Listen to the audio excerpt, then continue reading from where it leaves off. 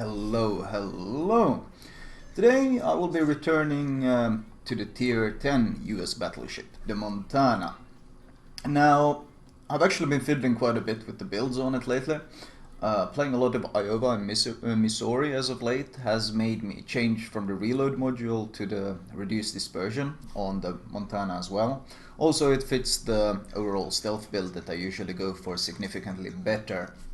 Now, in my opinion, there are two viable builds on the Montana, and that is stealth and anti-air. Anti-air if you queue up a lot with carriers, and stealth if you tend to go solo quite a bit, as I do, for example, in this game.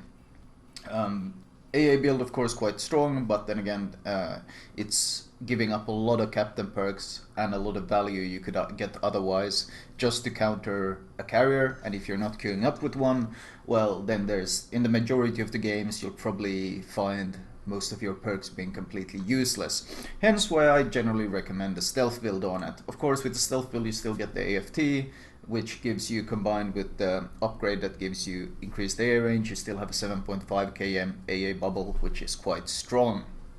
Now, this ship is, the Montana is, it's very hard to categorize the Montana because it's fantastically strong as long as you don't face up against the other T10 battleships.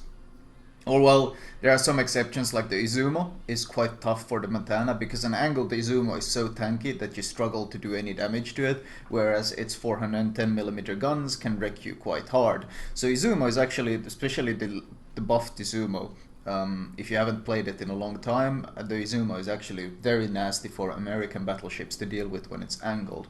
But in general, this ship is insanely strong when fighting against anything that isn't a tier 10 battleship. Okay, it has kind of lost its role a bit when it comes to dealing with cruisers as well. For some reason people tend to refer to the ship... hello? That was their Shimakaze gone. Of course, as I always say, if you see a DD, take a shot at it, because if you land a few shells, your AP can do massive damage. Now, one of the issues, of course, is when you get to the more armored cruisers, like, for example, Moskva or Zao. When they're armored against you, you tend to do very little in the Montana, which can be quite frustrating. You need to get a lucky plunging fire or something, because you can struggle to do serious damage. Whereas, for example, the Yamato, well, he just citadels them straight from the front, he doesn't care, he just completely ruins them. So you're not that terrifying threat that you would hope to be against enemy cruisers. If they get broadside, then you're a terrifying threat, but judging a ship based on cruisers giving broadside is kind of silly, because everyone is a threat to a cruiser that gives broadside. So, of course, one of the issues has always been the gun penetration, not as high as one would hope or wish. Is this guy really grounding? Yes, he is. The introduction of the Royal Navy cruisers has kind of added to this a bit, because angled Royal Navy cruisers aren't actually that easy to citadel in the Montana. Example there, yes, you get penetrations, but you don't really get the citadels. Yamato, in the same exact situation, would probably have penned him deep enough to actually citadel him and would have instantly killed him. So there are still issues, and of course the biggest issue with the Montana is that with the introduction of the Grosse Kurfürst, well, the Grosse Kurfürst is superior at brawling because it cannot be citadeled. So the one role the Montana had, which was superior brawling compared to the Yamato, is kind of lost now, because well, there's someone who does it better. So in many ways I would class it as a tier 9.5 instead of a tier 10. But then there are situations like this. Okay, my battleship in the back is abandoning this fight, all our DDs died. They have like what, Bismarck, Edinburgh, Benson, possibly Kagero. There's a lot of unknowns here, but I of course play very aggressively in my Montana, sorry, and I don't really care. I'm just gonna go into them. I'm gonna straight up charge them. And of course, Bismarck, for example, yes, I cannot citadel it, but you see the size of these volleys, doing 13-15k volleys on him without any issues. Now, against same tier, like tier 9s and lower, and in general other tier 10s, as long as it's not the battleship, the Montana does quite well, really well in fact, and it earns its spot as a tier 10. The biggest issue this ship really has is when it faces up against other tier 10 battleships. Because they just bully it so hard, and it's quite frustrating how outclassed you can get. Of course, yes, everyone has deleted some idiot Yamato who gives you full broadside and then you citadel him point blank, or some Kurfürst who insist on giving constant broadside and so forth. But I'm not talking about these imaginary cases, I'm talking realistically when they have some kind of clue of how to play their ship and they're not giving you free citadel hits constantly. In those cases, the Montana gets quite brutally beaten. Another change, by the way, I've switched to the Montana is, of course, I'm running the rudder shift module instead of the reduced fire duration, because I actually don't run it to dodge torps, although as you can see my constant wiggling makes it quite easy for me to dodge these torps. I run it more to be able to angle against AP, because with all these AP threats as of late, that has become quite nasty. Edinburgh, I think, is hoping to torp me point blank from the other side, but before I can do that I'm just gonna blap him. Of course, those are one of the things you can kind of do with this ship, especially since with this build, since you have the faster turret traverse. If you didn't notice, by the way, I just charge into at least 3 ships alone without too much fear, trying to get some blind shots into this Benson, get some idea of where he's sailing. He's obviously turning left, so I'm gonna keep hard turning left. So it is hard to classify the Montana as a weak ship, considering, well, you just saw what I just did, or what I'm doing right here. I literally solo charged.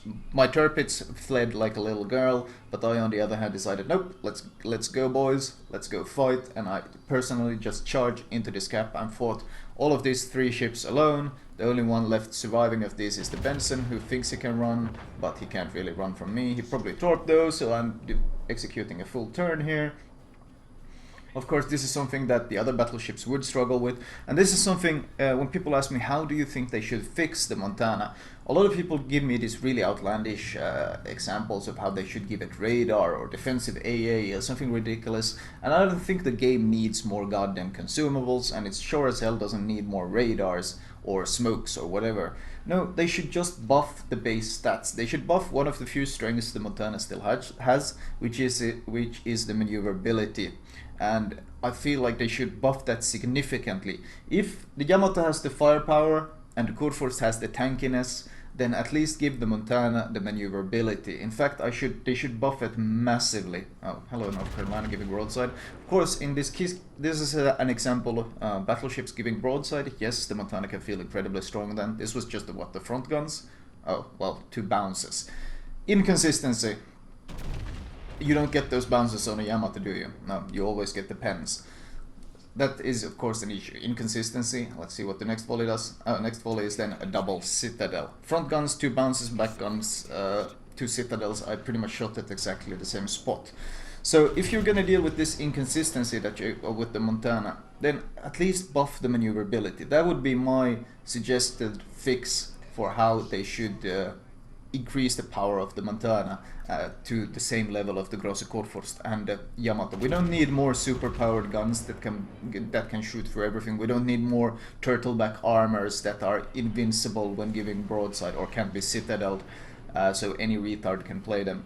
No, just give it a lot more maneuverability. Make it the agile T10, the one that can execute maneuvers like this more easily, that can push in and dodge torps better than any of the other T10s. Give it this strength. I would actually love to see this as the Montana strength. Excellent maneuverability. That would be my preferred fix on how to balance this ship. And it would make it significantly more enjoyable to me, and I think to a lot of others as well. Because, well, if they try to buff the penetration, well, with 12 guns versus Yamato's 9, it's gonna be imbalanced and so forth. So just go for the maneuverability. It will benefit players who like the Montana, and especially good captains will benefit the most. And guys who sail in straight lines and are potatoes, well, it won't really change much for them at all. But for the more experienced captains, it would make them enjoy the Montana significantly more, and I would love that as a fix to make it fit into the current meta a bit better.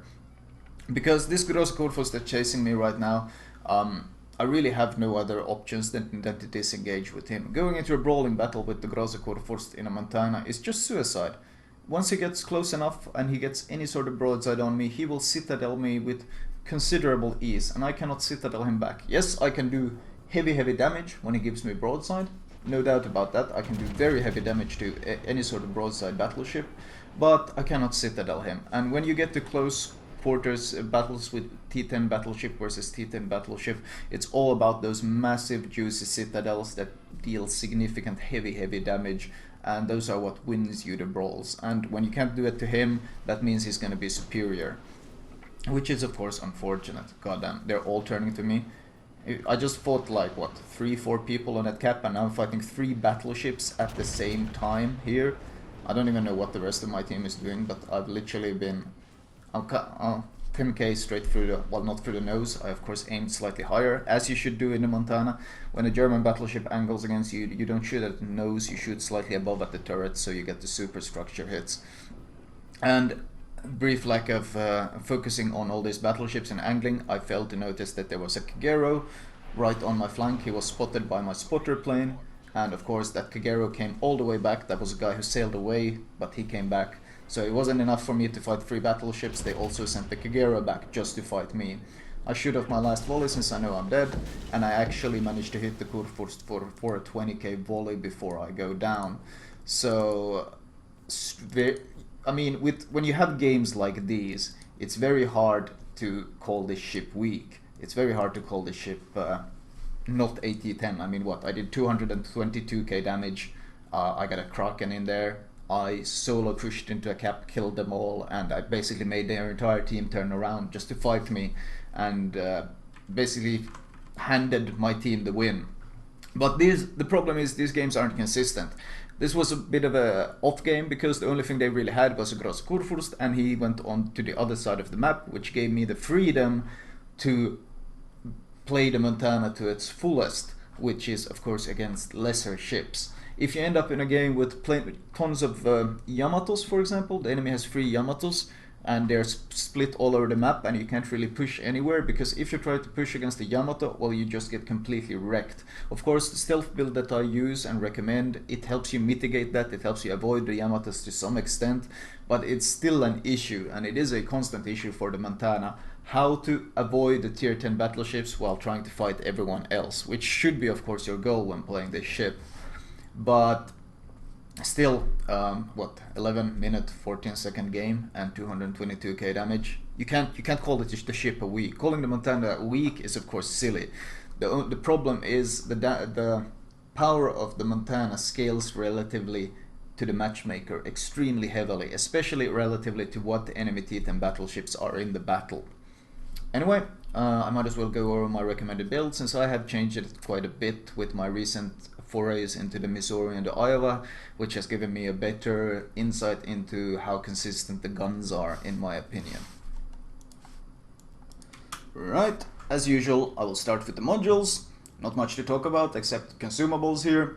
Premium repair, premium heal is something I highly recommend.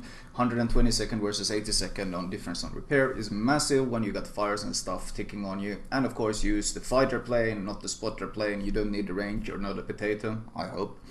Upgrade wise, main armaments mod 1 and AA guns mod. Once again, you don't need a gun range because, well, Montana guns at that range isn't that useful to begin with. You don't need a turret traverse at the cost of reload. No, you want to buff one of your strongest suits, the AA, which gives it with the Captain perk 7.5 and 5.1, which makes it very strong. Artillery plotting room, this is a change. I used to use the reload, but I think that the reduced dispersion syncs better with the stealth build, since opening up from stealth and surprising the enemy, you want to get the most out of your first volley. Damage control system 1. Steering gears, I used to run damage control, but I actually run steering gears these days because I feel like the AP volleys are a bigger issue. I actually use steering gears not to dodge torps, even though that is a bonus. It's more to be able to angle more efficiently against incoming AP volleys, because the Montana is so vulnerable to that. And finally, stealth module for the stealth build, of course. Captain perks, this is still the same. Basics of survivability, expert marksman, superintendent, AFT to get that juicy anti-air, concealment expert, and the last 3 points into vigilance for that torpedo warning, because the Montana torpedo belt, of course, isn't very good. And as you can see with this, you still have a very strong anti-air, but you don't give up the stealth or anything similar. If you wanted to go full AA, I would recommend manual AA, but this is kind of between the both. Because with this you get 13.4 km concealment, which for a T10 battleship is quite good indeed. Anyway, that was my Montana commentary. I hope you enjoyed it.